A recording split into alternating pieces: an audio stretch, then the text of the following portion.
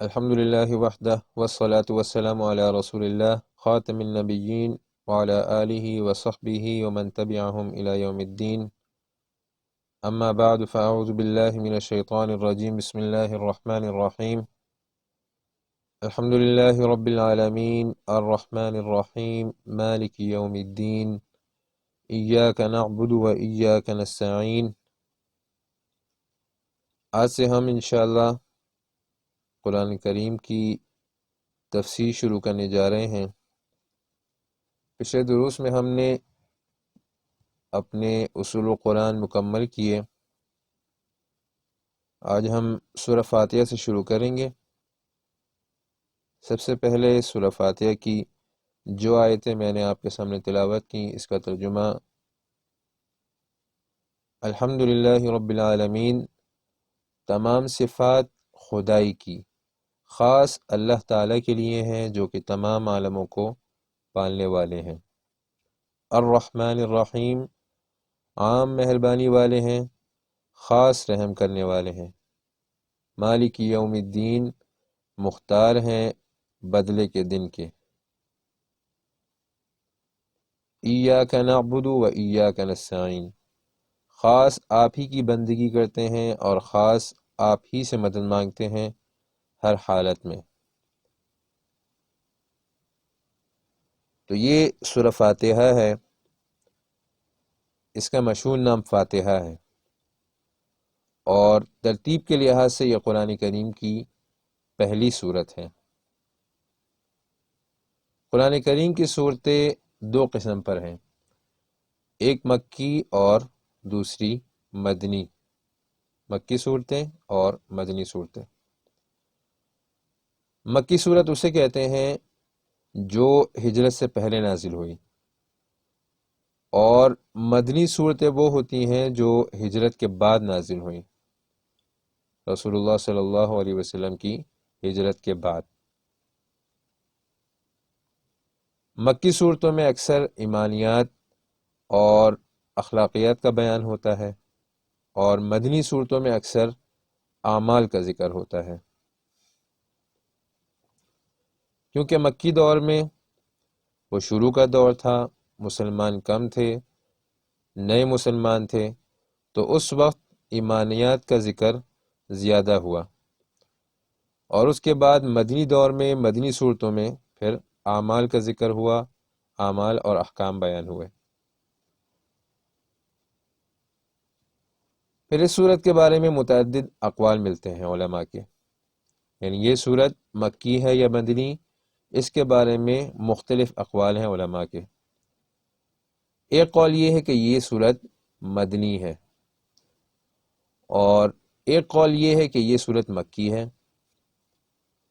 تیسرا قول یہ ہے کہ یہ صورت مدنی بھی ہے اور مکی بھی، کیونکہ یہ دو دفعہ نازل ہوئی، ایک دفعہ مکے میں ہجرت سے قبل نازل ہوئی، اور دوسری دفعہ ہجرت کے بعد نازل ہوئی۔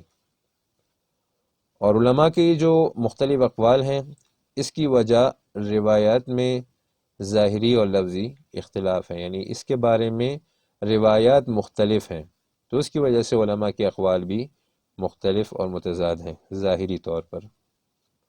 صحیح قول یہ ہے کہ یہ دو دفعہ نازل ہوئی، مکے میں بھی اور مدینے میں بھی، تو یہ مکی بھی ہے اور مدنی بھی۔ پھر صورتوں کے مکی اور مدنی ہونے میں اکثریت کا اعتبار ہوتا ہے، اکثر آیتوں کا اعتبار کیا جاتا ہے۔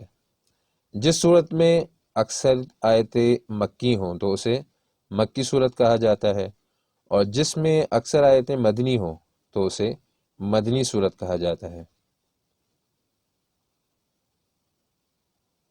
اس لیے کبھی ایسا ہوتا ہے کہ ایک صورت مکی ہوتی ہے لیکن اس میں بعضی آیتیں مدنی آیتیں ہوتی ہیں، لیکن کیونکہ اس میں اکثر آیتیں مکی ہوتی ہیں تو اسے مکی صورت کہا جاتا ہے۔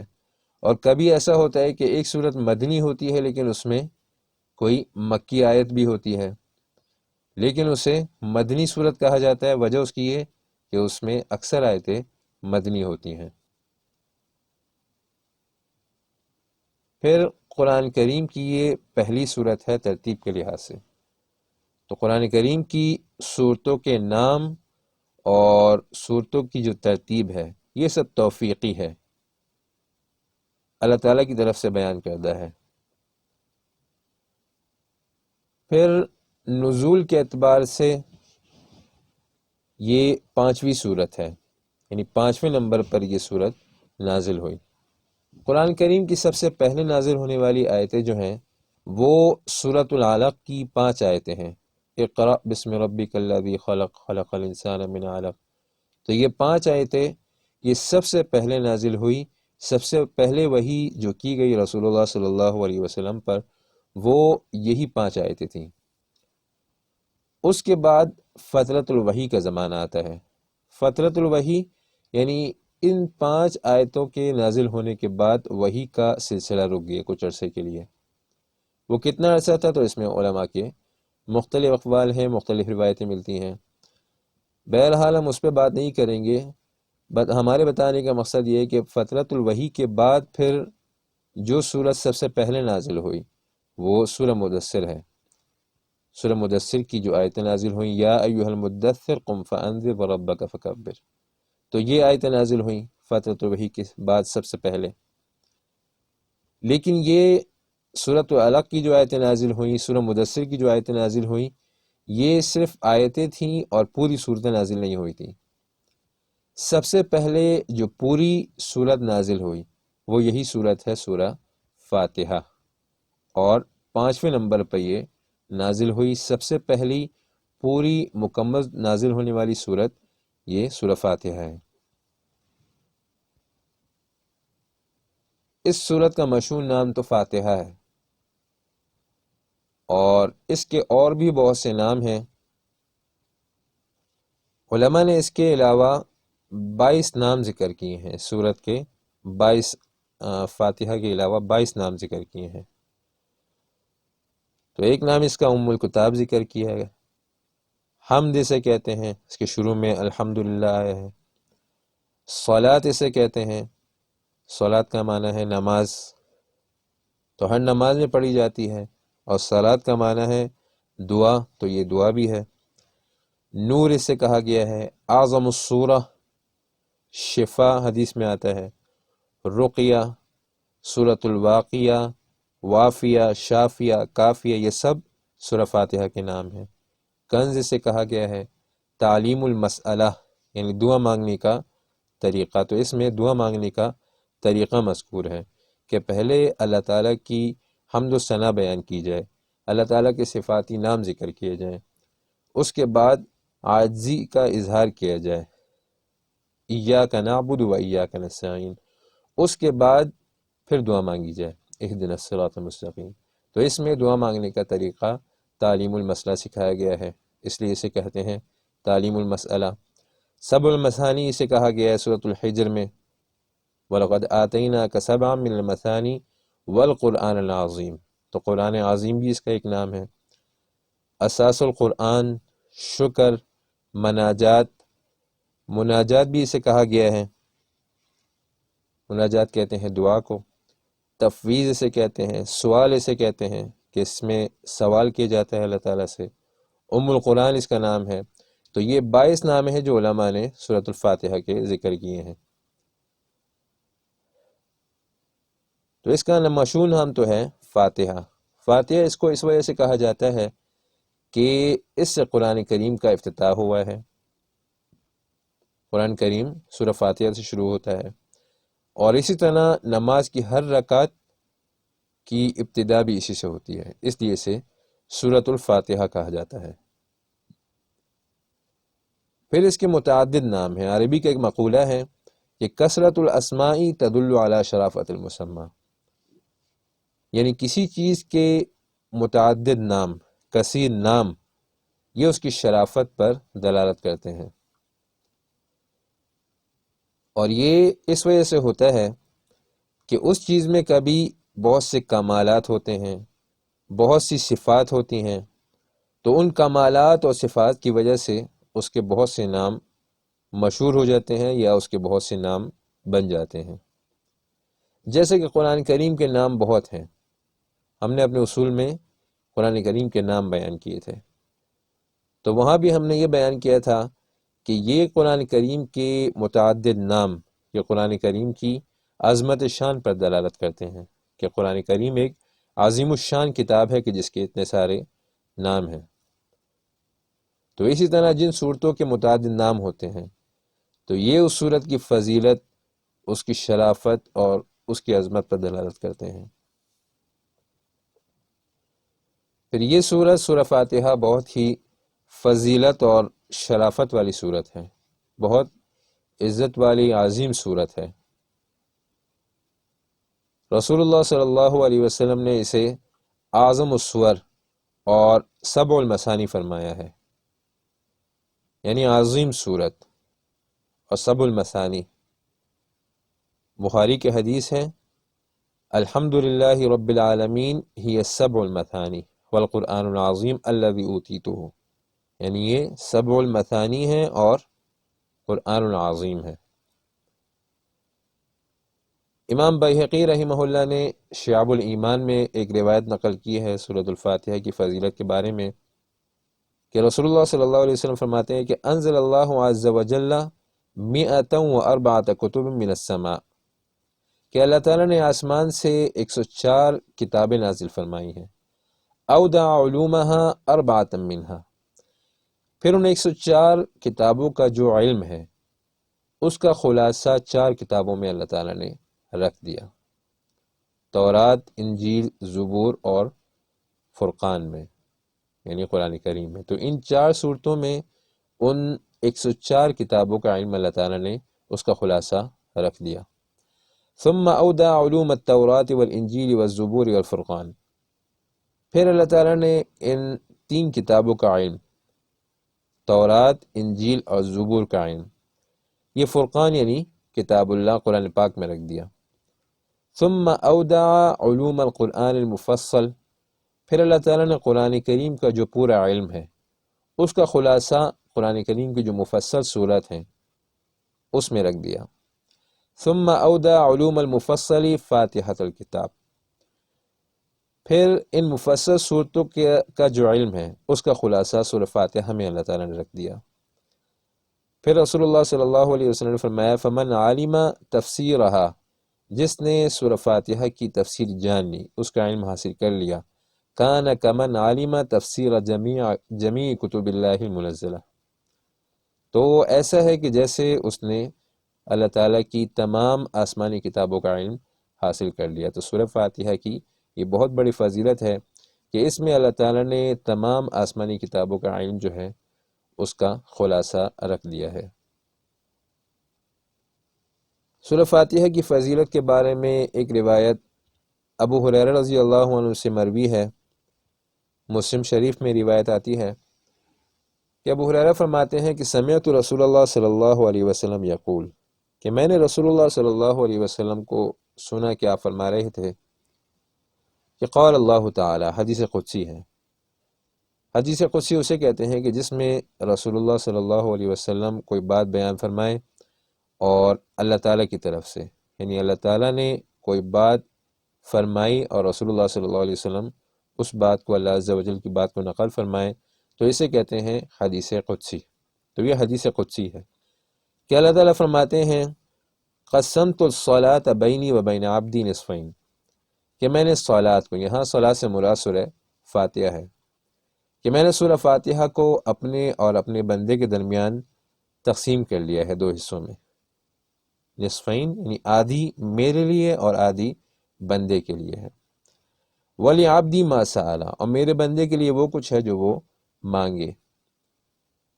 فَإِذَا قَالَ الْعَبْدُ، جب کہتا ہے بندہ الحمدللہ رب العالمین، قال اللہ تعالیٰ، تو اللہ تعالیٰ فرماتے ہیں حمدنی عبدی، کہ میرے بندے نے میری حمد کی۔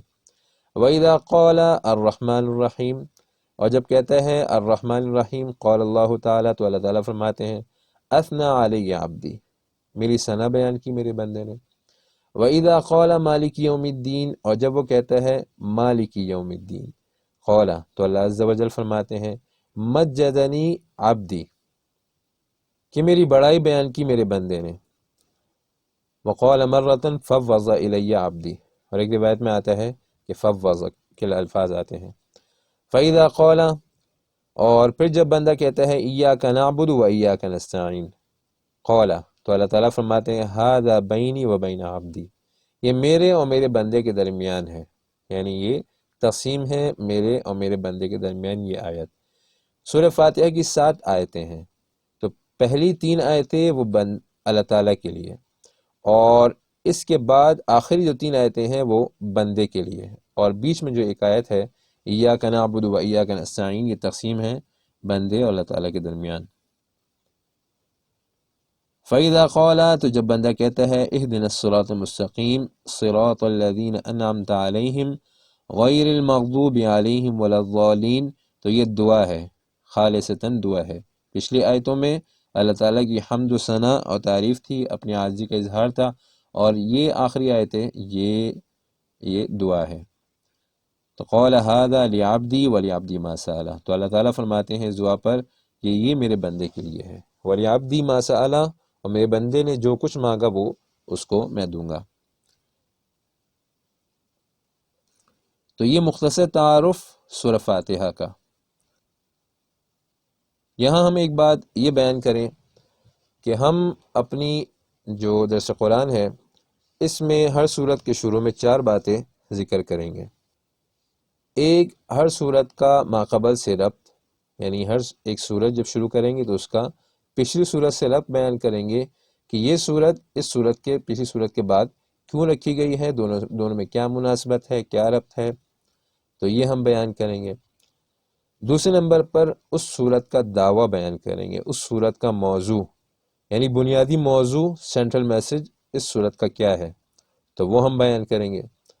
تیسرے نمبر پر سورت کے شروع میں ہم سورت کا اجمالی خلاصہ بیان کریں گے کہ یہ سورت کون کون سے مضامین اس میں بیان ہوئے ہیں اور کتنے حصے ہیں اس سورت کے، کون کون سی ابحاث ہیں، یہ اجمالی طور پر ہم سورت کے شروع میں بیان کریں گے تاکہ سورت کا اجمالی خاکہ ذہن میں بیٹھ جائے، اور جب سورت کو شروع کیا جائے اور اسے بیان کیا جائے تو انسان کے ذہن میں پھر اس کے مضامین بیٹھیں۔ چوتھے نمبر پر سورت کے امتیازات بیان کریں گے کہ یہ سورت دوسری صورتوں سے کیا امتیاز رکھتی ہے، اس کے اندر کیا خصوصیات ہیں کہ جو دوسری صورتوں کے اندر نہیں ہیں، یا دوسری صورتوں کے اندر بھی ہیں لیکن اس صورت کے اندر بھی ہیں وہ امتیازات اور خصوصیات۔ تو سورہ فاتحہ کا رب تو اس وجہ سے نہیں ہے کیونکہ یہ پہلی صورت ہے قرآن پاک کی، تو اس سے پہلے کوئی دوسری صورت ہے نہیں، تو اس لیے اس کا رب بیان کرنے کی ضرورت نہیں ہے۔ دوسرے نمبر پر ہے اس کا دعویٰ، تو اس کا دعویٰ اس کی بالکل شروع میں مذکور ہے، الحمدللہ۔ تو الحمدللہ جو ہے یہ سورہ فاتحہ کا دعویٰ ہے، خدائی کی تمام صفات اللہ تعالیٰ کے لیے خاص ہیں، یعنی تمام صفات الوہیت کا اثبات، یہ سورہ فاتحہ کا دعویٰ اور اس کا موضوع ہے، صفات الوہیت کا اثبات اللہ تعالیٰ کے لیے۔ تیسرے نمبر پر ہے خلاصہ، تو سورہ فاتحہ کا خلاصہ یعنی اس میں کون کون سے مضامین بیان ہوئے ہیں، تو یہ ہے اس کا خلاصہ کہ اس میں 5 باتیں بیان ہوئی ہیں۔ سب سے پہلے نمبر پر ہے اس کا دعویٰ، الحمدللہ رب العالمین، جیسے کہ ہم نے بیان کیا کہ یہ اس کا دعویٰ ہے، صفات الوہیت کے اثبات اللہ تعالیٰ کے لیے۔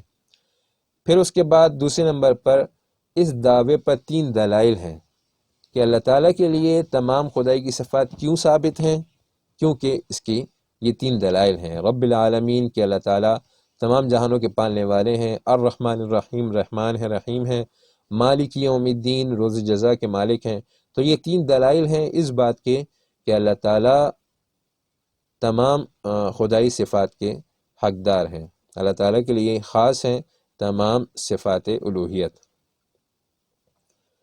تیسرے نمبر پر ہے تفریع اور ثمرہ، یعنی نتیجہ، رزلٹ، یعنی دعوے کے بعد دلائل بیان ہو گئے تو اس سے کیا نتیجہ نکلتا ہے، کیا بات پتہ چلتی ہے، تو یہ یہاں پر مذکور ہے، اسے کہتے ہیں تفریع بھی اسے کہتے ہیں، ثمرہ کہتے ہیں، نتیجہ کہتے ہیں۔ ایاک نعبد و ایاک نستعین، تو یہ تفریح اور ثمرہ ہے، دلائل دعویٰ اور دلائل کے بعد۔ چوتھے نمبر پر ہے دعا کی تعلیم، اہدنا الصراط المستقیم۔ تو یہ دعا کی تعلیم اہدنا الصراط المستقیم یہ مرتب ہے دعوے اور تفریح پر۔ پھر پانچویں نمبر پر ہے تین گروہوں کا بیان، یعنی تین قسم کے گروہ کی طرف اشارہ ہے، تین قسم کی جماعتوں کی طرف اشارہ ہے۔ منعم علیہم، یعنی جن پر اللہ تعالیٰ کی طرف سے انعام کیا گیا، مغضوب علیہم، جن پر اللہ تعالیٰ کی طرف سے غصہ کیا گیا، اور تیسرے نمبر پر ہے ضالین۔ ان سب کی تشریح آگے آ رہی ہے اپنی جگہ پر۔ تو یہ خلاصہ ہے سورہ فاتحہ کا، 5 باتیں ہم نے بیان کی، دعویٰ، دلائل، اس کے بعد تفریح و ثمرہ، چوتھے نمبر پر دعا کی تعلیم، پانچویں نمبر پر 3 جماعتوں کا بیان۔ چوتھے نمبر پر ہے اس سورت کے امتیازات۔ تو اس سورت کے بہت سے امتیازات ہیں۔ ایک خصوصیت تو اس سورت کی یہ ہے کہ اس میں توحید کی مختلف اقسام کا ذکر ہے، جیسا کہ الحمدللہ میں توحید الذات ہے کہ اللہ تعالیٰ کی ذات کے جیسا کوئی نہیں، اللہ تعالیٰ اپنی ذات میں بھی ایک ہیں، یکتا ہیں۔ رب العالمین میں توحید ربوبیت کا ذکر ہے، توحید ربوبیت کی طرف اشارہ ہے۔ الرحمن الرحیم میں اور مالک یوم الدین میں توحید الاسماء والصفات مذکور ہے۔ تو یہ تیسری قسم کی توحید۔ ایاک نعبد میں توحید الوہیت مذکور ہے، توحید الوہیت۔ اور اہدنا الصراط المستقیم میں توحید حکم التشریح، اس کی طرف اشارہ ہے، یعنی حکم، فیصلے اور تشریح شریعت بنانے میں بھی اللہ تعالیٰ کے لگتا ہے، اللہ تعالیٰ کے ساتھ کوئی شریک نہیں ہے۔ یعنی حلال حرام، کیا چیز حلال ہے کیا چیز حرام ہے، یہ کون بتائے گا؟ یہ صرف اللہ تعالیٰ بتا سکتے ہیں، اللہ تعالیٰ کے ساتھ خاص ہے۔ کسی نبی کو بھی یہ اختیار نہیں ہے کہ وہ کسی چیز کو حلال کریں یا کسی چیز کو حرام کریں۔ ہاں، اگر کسی جگہ نبی نے کسی چیز کو بتایا ہے کہ یہ حلال ہے یہ حرام ہے، تو وہ بھی اللہ تعالیٰ کے حکم سے بیان کیا ہے۔ تو یہ مختلف اقسام کی توحید کی مختلف اقسام اس صورت میں ذکر ہیں، تو اس کا پہلا امتیاز۔ دوسرا امتیاز کہ اس صورت میں اللہ تعالیٰ کے 5 نام مذکور ہیں، اللہ، رب، رحمان، رحیم اور مالک۔ تو یہ 5 نام مذکور ہیں۔ تیسرے نمبر پر اس میں مشرکین کی تمام اقسام پر رد ہے، الحمدللہ رب العالمین۔ تو اس میں مشرکین کی تمام اقسام پر رد ہے اور شرک کی تمام اقسام پر رد ہے۔ اس کی تفصیل آگے آئے گی انشاءاللہ۔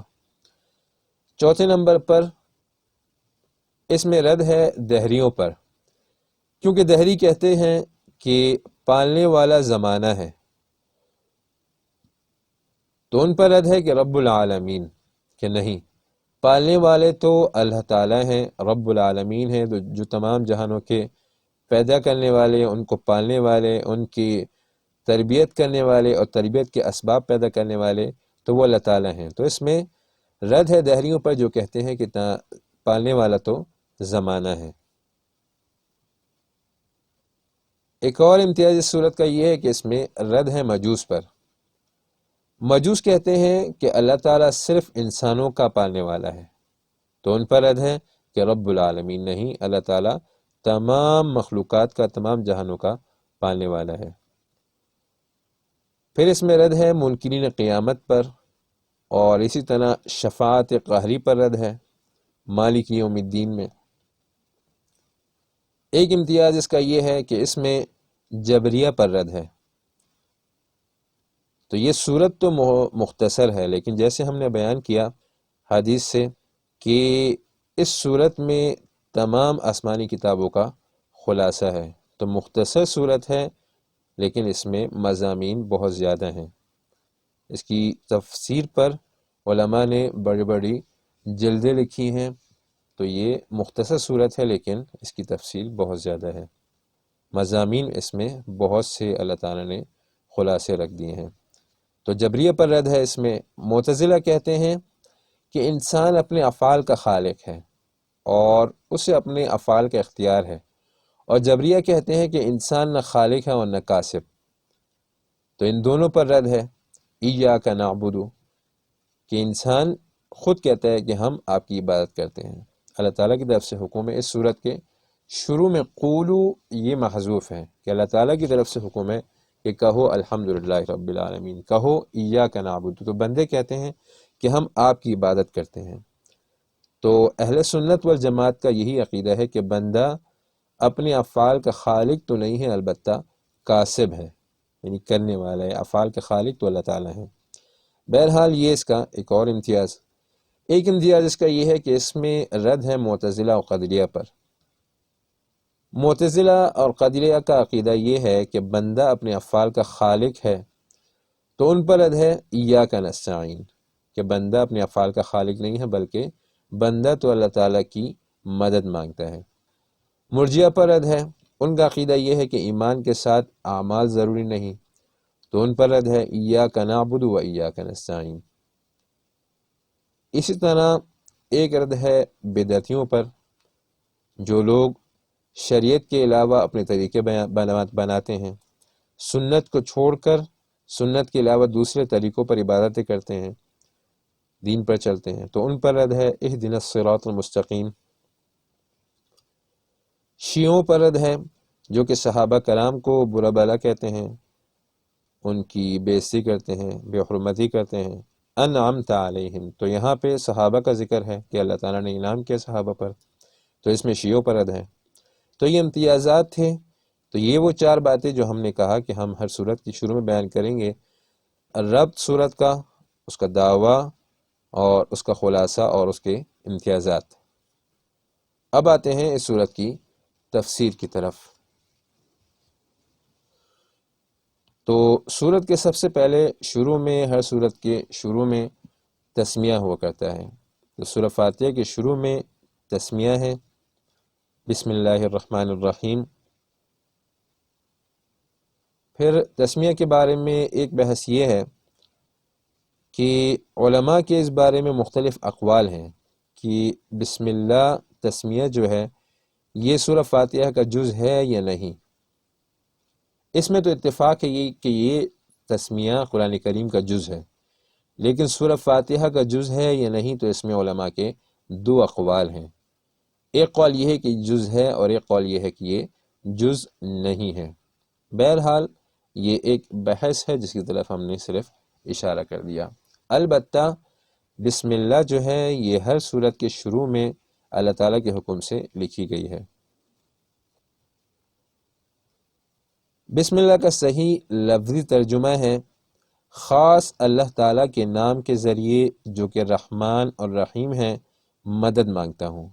تو یہ لفظی ترجمہ ہے، خاص اللہ تعالیٰ کے نام کے ذریعے جو کہ رحمان اور رحیم ہے میں مدد مانگتا ہوں۔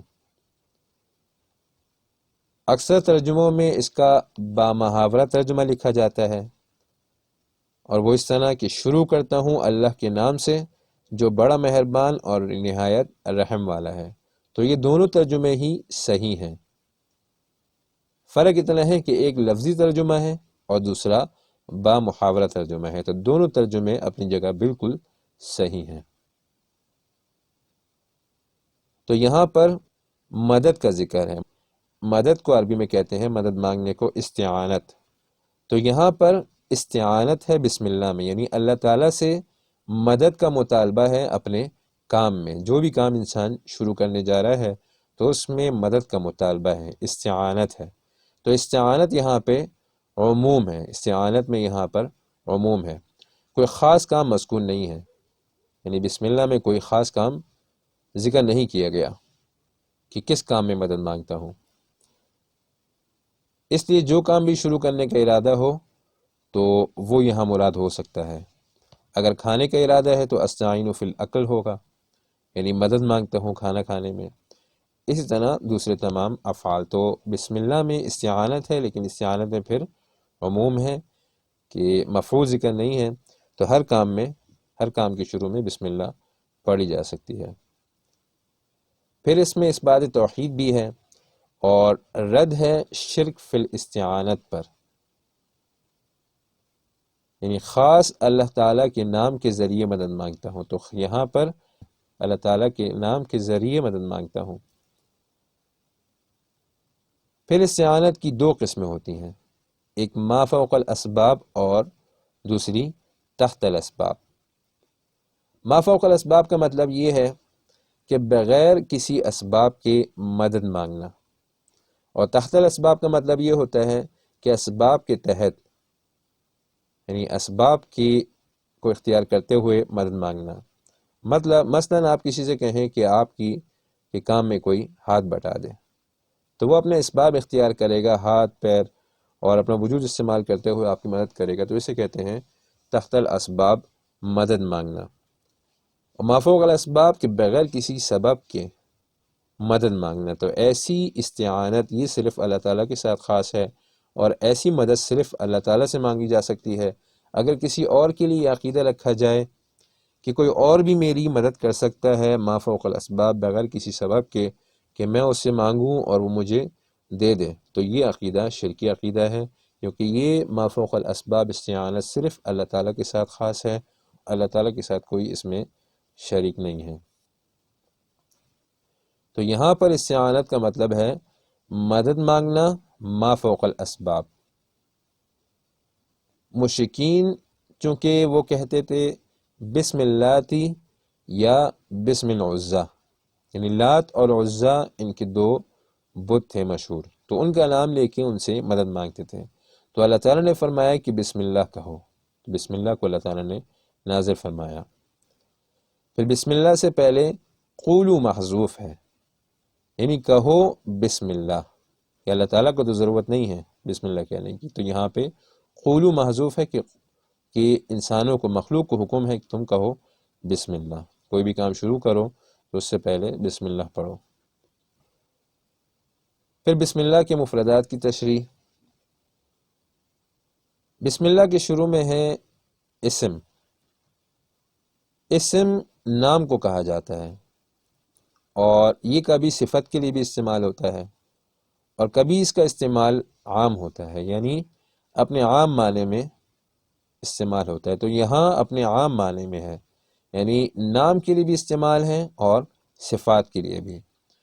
تو یہ اللہ تعالیٰ کے تمام نام، اسماء اور صفات تمام کو شامل ہے، یعنی استعانت کے وقت اللہ تعالیٰ کے تمام نام اور صفات کا ذکر جائز ہے۔ تو اس میں اسم میں، بسم اللہ کے اسم میں اللہ تعالیٰ کے تمام نام اور اللہ تعالیٰ کی تمام صفات شامل ہیں۔ تو جب بندہ کہتا ہے بسم اللہ الرحمن الرحیم، کہ مدد مانگتا ہوں اللہ تعالیٰ کے نام کے ساتھ، تو اس کا مطلب یہ اللہ تعالیٰ کے اسم کے ساتھ، تو اس کا مطلب یہ ہوتا ہے کہ اللہ تعالیٰ کے تمام اسماء اور تمام صفاتوں کے ساتھ میں مدد مانگتا ہوں۔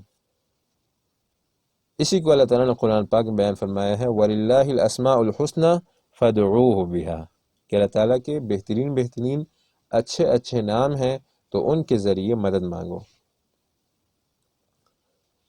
پھر اس کے بعد ہے لفظ اللہ۔ یہ اللہ تعالیٰ کا خاص نام ہے، یعنی اللہ تعالیٰ کا عالم ہے، اور یہ ماخوذ ہے الہ سے۔ الہ کہتے ہیں، الہ کا شرعی معنی ہوتا ہے المعبود بحق، یعنی ایسی ذات کہ بندگی کا حق صرف اسی کا ہو۔ تو یہ نام صرف اللہ تعالیٰ کے لیے ہی خاص ہے، اللہ تعالیٰ کے علاوہ کسی اور کے لیے استعمال کرنا جائز نہیں ہے۔ پھر اس کے بعد ہے الرحمن الرحیم۔ تو یہ اللہ تعالیٰ کی دو صفات ہیں، الرحمن اور الرحیم۔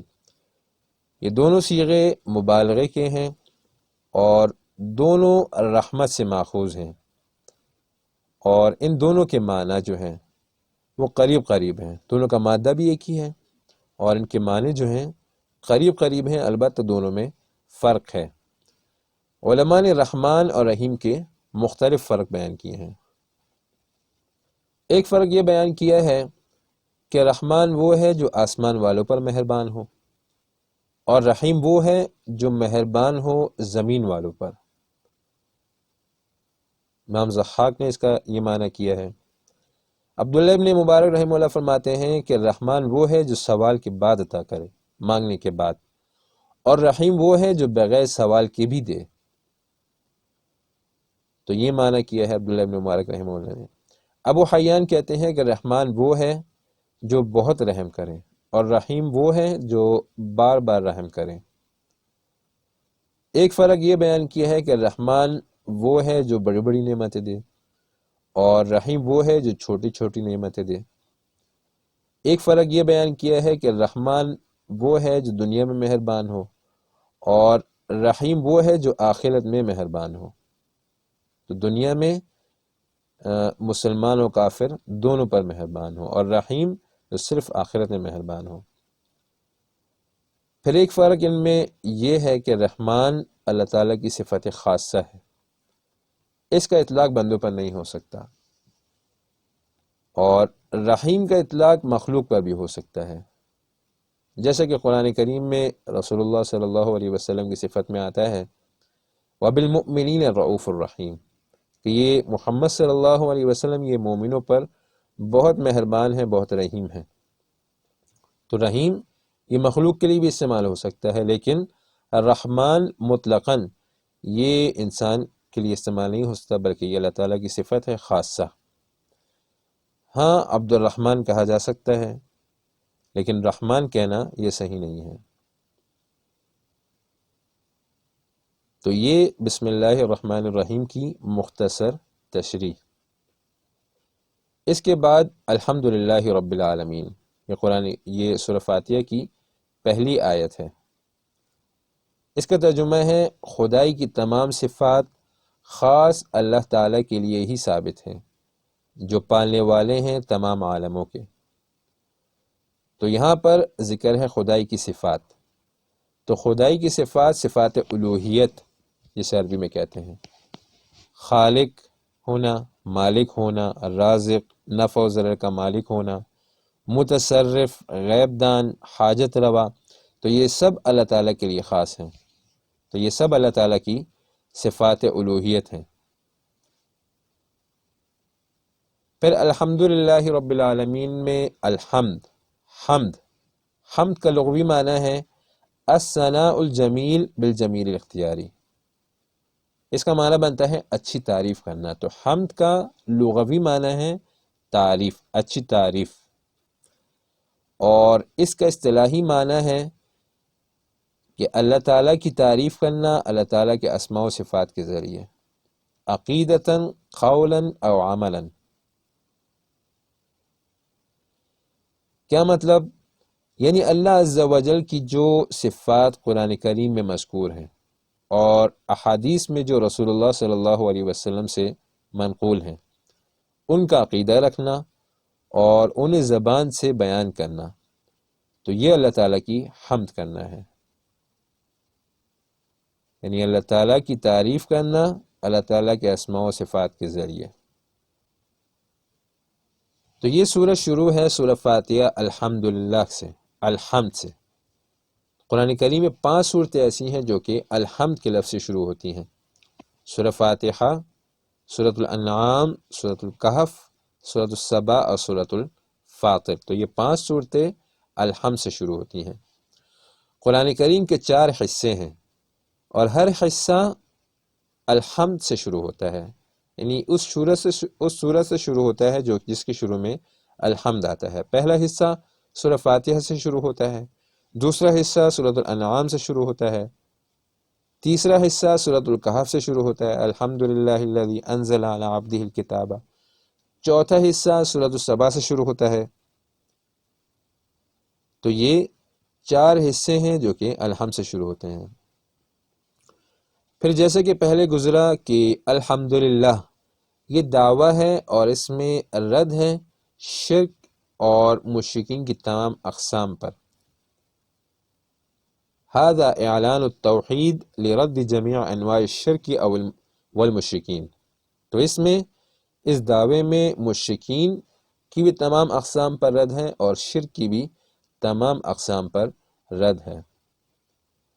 پھر اس میں تخصیص ہے کہ خدائی کی تمام صفات خاص اللہ تعالیٰ کے لیے ہی ثابت ہیں، اور اس کا مطلب یہ بنتا ہے الحمدللہ تعالی لا لغیرہ، کہ تمام صفات جو ہیں الوہیت کی وہ اللہ تعالیٰ کے لیے ہیں، لا لغیرہ، اور اللہ تعالیٰ کے علاوہ کسی کے لیے نہیں ہے، من نبی، نہ کسی نبی کے لیے، او ملکن، یا کسی فرشتے کے لیے، او ولی، نہ یہ صفات ہیں کسی ولی کے لیے، من انس و جن او صنم وغیرہ، چاہے وہ انسانوں میں سے ہو یا جنات میں سے ہو یا کوئی بت ہو یا اس کے علاوہ کوئی بھی ہو، تو یہ تمام صفات خاص ہیں اللہ تعالیٰ کے لیے، صفات الوہیات۔ بعض مشرکین ایسے ہیں جو اللہ تعالیٰ کی خاص صفات انبیاء کے لیے ثابت کرتے ہیں، جیسے کہ عیسائی اور بعض بدعتی لوگ۔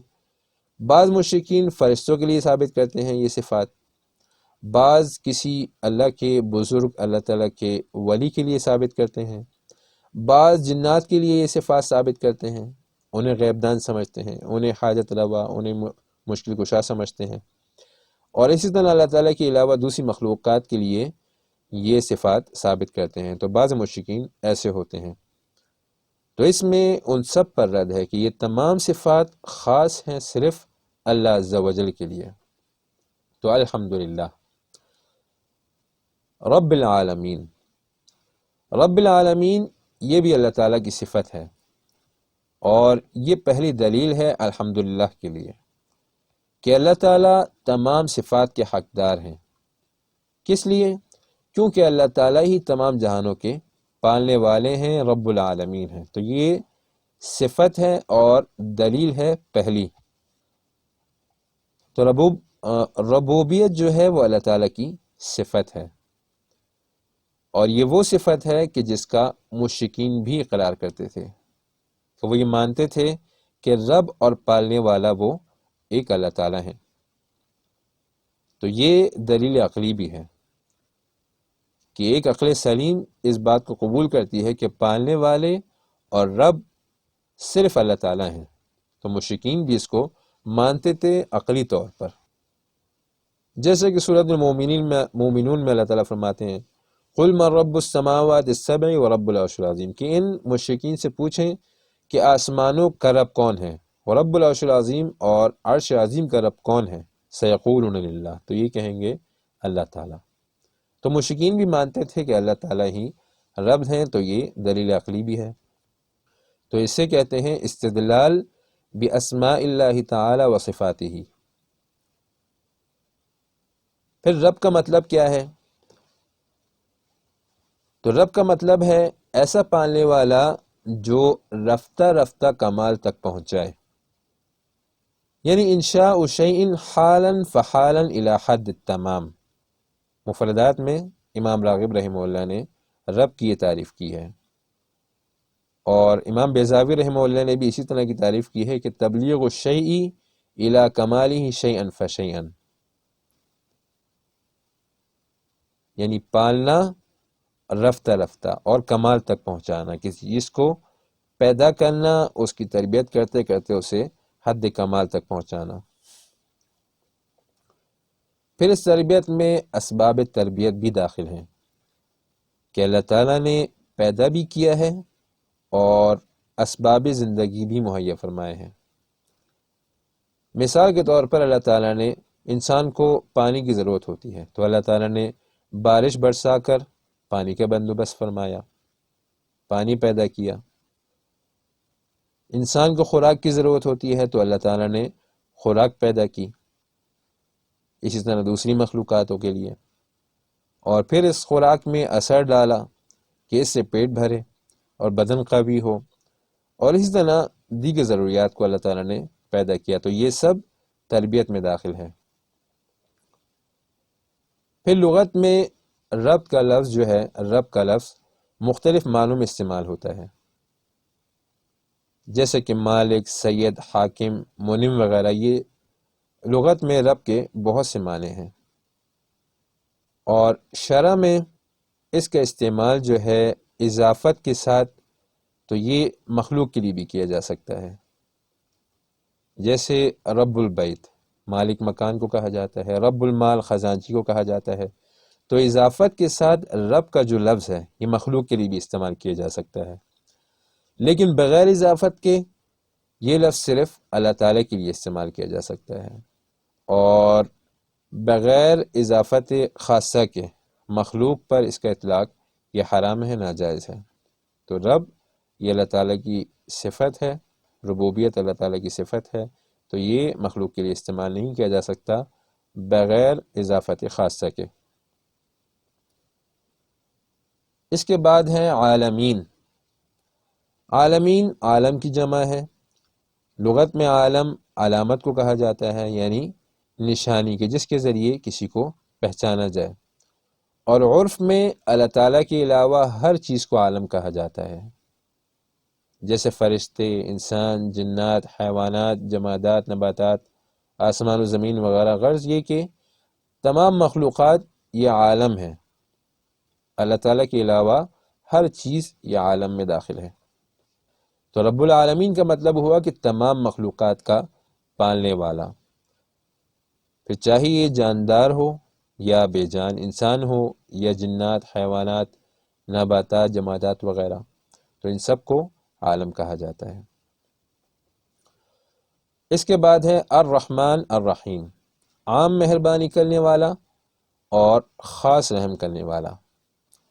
تو یہ بھی اللہ تعالیٰ کی دو صفات ہیں، اور یہ دوسری دلیل ہے الحمدللہ کے دعوے کے لیے۔ پہلی دلیل ہوئی رب العالمین، اور دوسری صفت یہ ہے الرحمن الرحیم، یعنی خدائی کی تمام صفات اللہ تعالیٰ کے لیے خاص ہیں۔ اس کی وجہ کیا ہے؟ کیونکہ اللہ تعالیٰ ہر قسم کی مہربانیاں، چاہے وہ خاص ہوں یا عام ہوں، سب اللہ تعالیٰ کی طرف سے ہیں، اس لیے اللہ تعالیٰ کے لیے ہیں تمام صفات الوہیت۔ تو اس کی مختصر بحث الرحمن الرحیم کی بسم اللہ کی تشریح میں گزر گئی کہ الرحمن اور الرحیم کے درمیان فرق یہ وہاں پہ ہم نے بیان کیا۔ اس کے بعد ہے مالک یوم الدین، اللہ تعالیٰ مختار ہیں، مالک ہیں بدلے کے دن کے۔ یہ تیسری دلیل ہے، اور اس میں اس بات قیامت بھی ہے، کیونکہ قیامت کے ناموں میں سے ایک نام یوم الدین آتا ہے، تو اس میں اس بات قیامت ہے اور قیامت کا ذکر ہے۔ لغت میں دین کے مختلف معنی آتے ہیں، ان میں سے ایک معنی بدلہ بھی آتا ہے۔ مختلف معنی ہیں دین کے، اور ایک معنی ہے بدلہ، تو اس لیے یوم الدین کہتے ہیں بدلے کے دن کو۔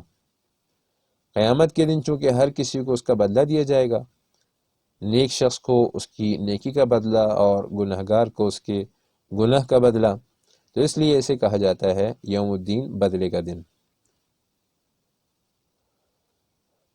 یہاں یہ سوال پیدا ہوتا ہے کہ اللہ تعالیٰ تو دنیا میں بھی با اختیار ہیں، دنیا میں بھی ہر چیز کے مالک ہیں، تو اس میں آخرت کی تخصیص کیوں کی گئی کہ مالک یوم الدین، کہ اللہ تعالیٰ مالک ہیں یوم الدین کے؟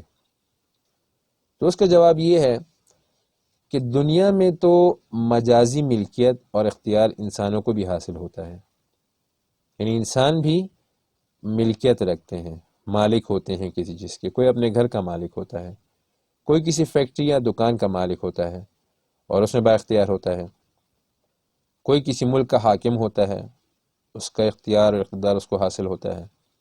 تو دنیا میں مجازی ملکیت انسانوں کو، مخلوق کو بھی حاصل ہوتی ہے، لیکن آخرت میں اللہ تعالیٰ کے علاوہ کسی کو اختیار حاصل نہیں ہوگا۔ حدیث شریف میں آتا ہے کہ قیامت کے دن اللہ تعالیٰ 3 دفعہ یہ اعلان فرمائیں گے لمن الملک اليوم، کہ کس کے لیے ہے بادشاہت آج کے دن، تو سب لوگ خاموش رہیں گے، کوئی بھی جواب نہیں دے گا۔ تو پھر اللہ تعالیٰ خود فرمائیں گے للہ الواحد القہار، کہ یہ بادشاہت آج کی صرف ایک واحد قہار کے لیے ہے۔ تو یہ 3 صفات ہیں الحمدللہ کے دعوے کے لیے دلائل کے طور پر، رب العالمین، الرحمن الرحیم اور مالک یوم الدین۔ تو یہاں پر ایک یہ سوال پیدا ہوتا ہے کہ اللہ تعالیٰ کی تو بہت سی صفات ہیں، مگر یہاں پر صرف ان 3 صفات ہی کو کیوں ذکر کیا گیا، اس کے علاوہ دوسری صفات کو کیوں ذکر نہیں کیا گیا؟ تو ایک جواب تو یہ ہے کہ اللہ تعالیٰ کے لیے تو یہ مشکل نہیں ہے، اللہ تعالیٰ تمام صفات ذکر کر سکتے ہیں، لیکن اس سے پھر مشکل ہمارے لیے ہے کہ اس کو پھر ہمارے لیے اس سے استفادہ یہ مشکل ہے۔ اور ایک جواب یہ ہے کہ یہ 3 صفات جو ہیں یہ باقی تمام صفات کے لیے مرجع کی حیثیت رکھتی ہیں، یعنی تمام صفات جو ہیں اللہ تعالیٰ کی، اس کا رجوع جو ہے، اس کی بنیاد یہی 3 صفات ہیں۔ تو اس میں ایک تو اللہ تعالیٰ کی ایک بات یہ سمجھیں کہ اللہ تعالیٰ کی جو صفات ہیں وہ 3 قسم پر ہیں۔ ایک ہے صفات فعلیہ، دوسرے نمبر پر ہے صفات جمالیہ، اور تیسرے نمبر پر ہے صفات جلالیہ۔ تو سب سے پہلے جو اللہ تعالیٰ کا اس میں ذاتی ذکر ہے اللہ، تو اس میں تو تمام صفات الوہیت داخل ہیں، تمام صفات، چاہے وہ فعلیہ ہوں یا جمالیہ ہوں یا جلالیہ ہوں، یہ سب داخل ہیں۔ پھر اس کے بعد لفظ رب میں تمام صفات فعلیہ، تدبیر و قدرت کی صفات، یہ سب داخل ہیں۔ تو لفظ رب میں تمام صفات فعلیہ آ گئی۔ الرحمن الرحیم میں تمام صفات جمالیہ داخل ہیں، اللہ تعالیٰ کا احسان، اللہ تعالیٰ کی سخاوت، اللہ تعالیٰ کی رحمت، تو یہ تمام جو ہیں یہ صفات جمالیہ ہیں، یہ سب اس میں داخل ہیں الرحمن الرحیم میں۔ تیسرے نمبر پر ہے لفظ مالک، تو اللہ تعالیٰ کی جتنی صفات جلالیہ ہیں وہ سب اس میں داخل ہیں۔ صفات قہر، یہ قہر ہو گیا، اللہ تعالیٰ کا غضب ہے، تو یہ سب صفات جلالیہ اس مالک میں داخل ہیں اور اس کی طرف اشارہ ہے۔ تو ان 3 صفات کو عنوان کے طور پر ذکر کیا گیا، اور اس سے تمام صفات کی طرف جو اللہ تعالیٰ کی جتنی بھی صفات ہیں ان سب کی طرف اشارہ ہو گیا۔ تو یہ جواب ہے کہ یہ 3 صفات ہی کیوں ذکر کی گئیں اور باقی کیوں نہیں ذکر کی گئیں؟ تو یہ عنوان کے طور پہ اتنی ذکر ہیں اور اشارہ تمام صفات کی طرف ہے۔ اس کے بعد ہے ایاک نعبد و ایاک نستعین، خاص آپ ہی کی عبادت کرتے ہیں اور خاص آپ ہی سے مدد مانگتے ہیں، تمام کاموں میں یا عبادات ادا کرنے میں۔ یہ ایاک نعبد و ایاک نستعین یہ نتیجہ اور تفریع ہے۔ خلاصے میں ہم نے بیان کیا کہ یہ دعوے اور دلائل کے بعد نتیجہ اور تفریع ہے، کہ یہ دعویٰ جو بیان کیا گیا اس پر دلائل جو بیان کیے گئے، تو یہ اس کا کیا نتیجہ نکلا؟ تو اس کا یہ نتیجہ ہے کہ ہم عبادت کرتے ہیں آپ ہی کی اور آپ ہی سے مدد مانگتے ہیں، کہ جب تمام صفات الوہیت آپ کے لیے ہیں اور جب آپ رب العالمین ہیں، الرحمن الرحیم ہیں، مالک ہیں یوم الدین کے، تو آپ ہی اس کے لائق ہیں کہ آپ کی عبادت کی جائے۔ ہم نے اصول میں بیان کیا تھا کہ جب دعویٰ دلائل سے پہلے مذکور ہو تو اسے دعویٰ کہتے ہیں، اور جب دلائل کے بعد مذکور ہو تو یہ نتیجہ اسے کہتے ہیں، تفریع یا ثمرہ کہتے ہیں۔ پچھلی آیتوں میں الحمدللہ کا دعویٰ دلائل سے ثابت ہو گیا، تو اب یہ اس کا نتیجہ و تفریع ہے کہ خدائی کی تمام صفات کے حقدار ایک اللہ تعالیٰ ہیں۔ پھر یہاں پہ 2 باتیں ذکر ہیں، ایک عبادت اور دوسری استعانت، یعنی مدد طلب کرنا۔ ابن کثیر رحمہ اللہ ان دونوں کلموں کے بارے میں فرماتے ہیں کہ والدین کلہ یرجع الی ھذا المعنیین، یعنی پورے دین کا خلاصہ جو ہے وہ ان 2 باتوں میں ہے، ایاک نعبد و ایاک نستعین میں۔ پھر ابن کثیر رحمہ اللہ بعض سلف کا قول نقل کرتے ہیں کہ پورے قرآن کا راز وہ سورہ فاتحہ میں ہے، اور سورہ فاتحہ کا راز ان 2 کلموں میں ہے۔ کیا مطلب؟ کہ ایاک نعبد میں شرک سے برات ہے، اور ایاک نستعین میں اپنی طاقت کی نفی ہے اور خود کو اللہ تعالیٰ کے حوالے کرنا ہے۔ تو پورے قرآن کا راز سورہ فاتحہ میں ہے، اور سورہ فاتحہ کا راز وہ ان 2 کلموں میں ہے، کہ جس میں ایک میں شرک سے برات ہے اور دوسرے میں اپنی طاقت کی، اپنے کمال کی نفی ہے اور اللہ تعالیٰ کے حوالے کرنا ہے خود کو۔ اس لیے یہ پورے قرآن کا راز ان 2 باتوں میں ہے، عبادت کرنا اور اللہ تعالیٰ سے مدد طلب کرنا۔ پھر اس میں تخصیص ہے بعد التعمیم، کیونکہ پہلے عبادت کا ذکر ہے ایاک نعبد، اور بعد میں استعانت کا ذکر ہے ایاک نستعین، تو عبادت عام ہے اور استعانت خاص ہے، کیونکہ استعانت بھی عبادت ہی کی ایک نوع ہے اور اس کی ایک قسم ہے، تو یہ ہے تخصیص بعد التعمیم۔ اس کے بعد ہے ایاک نعبد، تو نعبدو کا مادہ جو ہے وہ ہے عین با دال، اور اس کا لغوی معنی ہوتا ہے استعمال ہونا اور پامال ہونا۔ لغت میں اس کا معنی آتا ہے عین با دال کے مادے کا استعمال ہونا اور پامال ہونا، جیسا کہ عرب کہتے ہیں طریق معبد، بہت زیادہ استعمال ہونے والا جو ہے راستہ، ثوب معبد، بہت زیادہ استعمال ہوا ہوا کپڑا پرانا، یعنی کوئی چیز بہت زیادہ استعمال کی وجہ سے کمزور ہو جائے اور اس میں عاجزی آ جائے، جیسے کہ کپڑا بہت استعمال ہونے کے بعد کمزور ہو جاتا ہے، تو عیب کا لغوی معنی جو ہے اس میں ذلت ہے اور عاجزی ہے، تو یہ اس کی لغوی تشریح۔ پھر علماء نے عبادت کی مختلف اصطلاحی تعریفات بیان کی ہیں، بہت سی تعریفات علماء نے کتابوں میں ذکر کی ہیں۔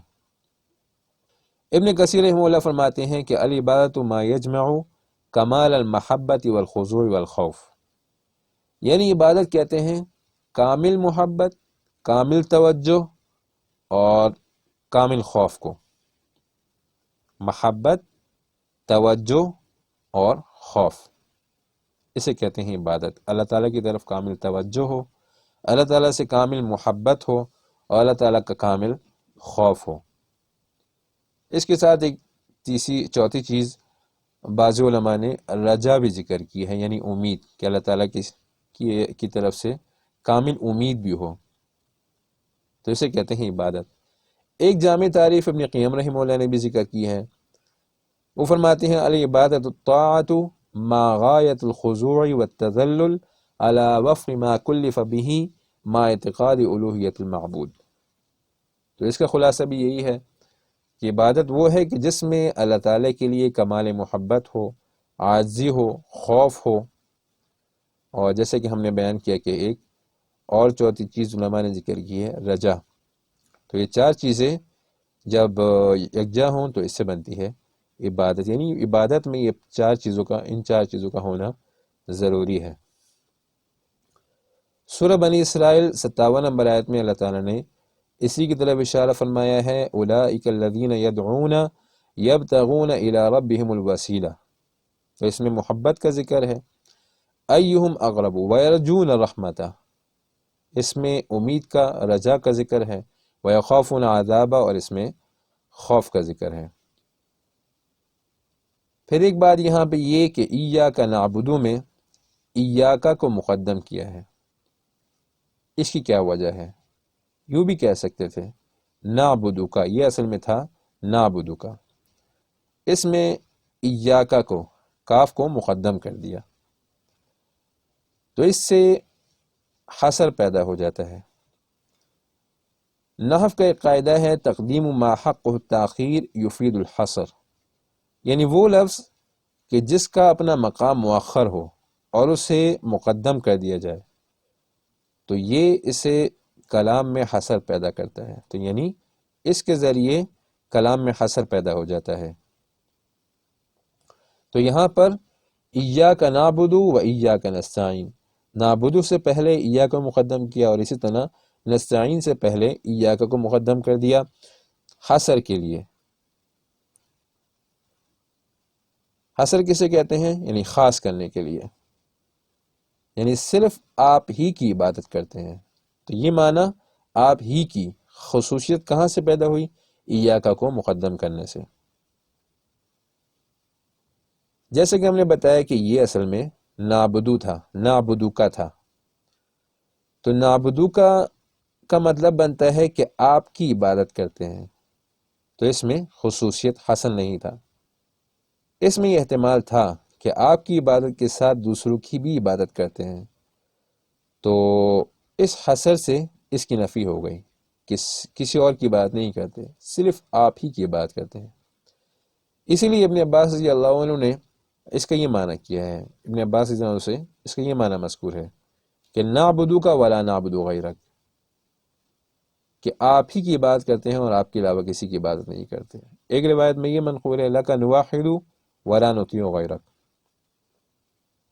اور اسی طرح ایاک نستعین میں بھی ہے۔ پھر یہاں پہ عبادت کا ذکر ہے، تو عبادت ایسی چیز ہے کہ جس کے لیے اللہ تعالیٰ نے انسانوں کو پیدا کیا، انسانوں کی پیدائش کا مقصد ہی عبادت ہے۔ سورہ ذاریات میں اللہ تعالیٰ فرماتے ہیں وَمَا خَلَقْتُ الْجِنَّ وَالْإِنسَ إِلَّا لِيَعْبُدُونَ، کہ انسانوں اور جنات کو اللہ تعالیٰ نے صرف اپنی عبادت کے لیے پیدا کیا۔ اور اسی طرح اللہ تعالیٰ نے تمام انبیاء کو بھی اسی مقصد کے لیے بھیجا۔ وَلَقَدْ بَعَثْنَا فِي كُلِّ أُمَّةٍ رَسُولًا أَنِ اعْبُدُوا اللَّهَ وَاجْتَنِبُوا الطَّاغُوتَ، کہ ہم نے تمام انبیاءوں کو صرف اس لیے بھیجا کہ وہ دعوت دیں کہ ایک اللہ کی عبادت کرو اور طاغوت سے، غیر اللہ کی عبادت سے بچو۔ تمام انبیاء کو عبادت کی وحی کی گئی۔ وَمَا أَرْسَلْنَا مِن قَبْلِكَ مِن رَّسُولٍ إِلَّا نُوحِي إِلَيْهِ أَنَّهُ لَا إِلَهَ إِلَّا أَنَا فَاعْبُدُونِ، کہ تمام انبیاء کو بھیجا گیا اور ان کو یہی وحی کی گئی کہ اللہ کے علاوہ کوئی معبود نہیں اور اللہ تعالیٰ کی ہی عبادت کرو۔ تو قرآن کریم میں عبادت کا بہت ذکر ہے۔ عبادت کی وجہ سے انبیاء سے اختلافات کیے گئے، ان سے جنگیں لڑی گئیں۔ اللہ تعالیٰ نے قرآن کریم میں جگہ جگہ عبادت کی ترغیب دی ہے۔ نیک لوگوں کی صفت میں عبدیت کا ذکر کیا گیا ہے، رسول اللہ صلی اللہ علیہ وسلم کی صفت میں عبدیت کا ذکر کیا گیا ہے۔ تو یہ سب باتیں اس کی دلیل ہیں کہ انسان کی تخلیق کا جو مقصد ہے وہ عبادت ہے۔ ایاک نستعین، اس کا ماقبل سے ربط یہ ہے کہ ایاک نعبدو میں عبادت کی نسبت بندے کی طرف کی گئی ہے۔ نعبدو کہ بندہ کہتا ہے کہ ہم آپ کی بات کرتے ہیں، تو اس سے بندے کے ذہن میں یہ آ سکتا تھا کہ یہ بندے کی میرا اپنا کمال ہے، تو اس لیے آگے نستعین کا ذکر کیا گیا کہ یہ بندے کا کمال نہیں بلکہ اللہ تعالیٰ کی مدد سے ہے، کہ ہم جو عبادت کرتے ہیں وہ آپ کی مدد سے ہی کرتے ہیں، آپ کی توفیق سے ہی کرتے ہیں۔ تو اس میں تکبر کی بھی نفی ہے کہ یہ جو ہم عبادت کرتے ہیں تو وہ آپ ہی کی مدد سے کرتے ہیں۔ پھر ایک بات یہاں پہ یہ کہ یہاں پر نستعینوں کا جو مفعول ہے وہ ذکر نہیں ہے تعمیم کے لیے، نستعینوں کا مفعول ذکر نہیں کیا گیا تعمیم کے لیے، اور اس کا مطلب یہ بنتا ہے نستعین فی جمیع الحوائج والاعمال، یعنی تمام حاجتوں میں اور تمام احوال میں آپ سے مدد مانگتے ہیں۔ تو مفعول اس لیے ذکر نہیں ہے کہ ہر چیز میں ہر حالت میں آپ کی مدد مانگتے ہیں، یا مفعول اس وجہ سے ذکر نہیں کیا گیا کہ یہاں پر مفعول محذوف ہے اور اس پر قرینہ ہے اس کی ماقبل عبارت ایاک نعبدو، کہ عبادت کا ذکر پہلے موجود ہے، اس وجہ سے یہاں پر مفعول کو محذوف کر دیا گیا، اور پھر اس کا مطلب یہ بنے گا نستعین فی اداء العبادات، یعنی عبادات کی ادائیگی میں ہم آپ سے مدد مانگتے ہیں۔ تو یہاں تک آج ہماری سورہ فاتحہ کی تشریح ہوئی، باقی جو تشریح ہے وہ آئندہ درس میں انشاءاللہ بیان کریں گے۔ تو آج کا درس یہیں تک۔ سبحانک اللہم و بحمدک، نشہد ان لا الہ الا انت، نستغفرک و نتوب الیک۔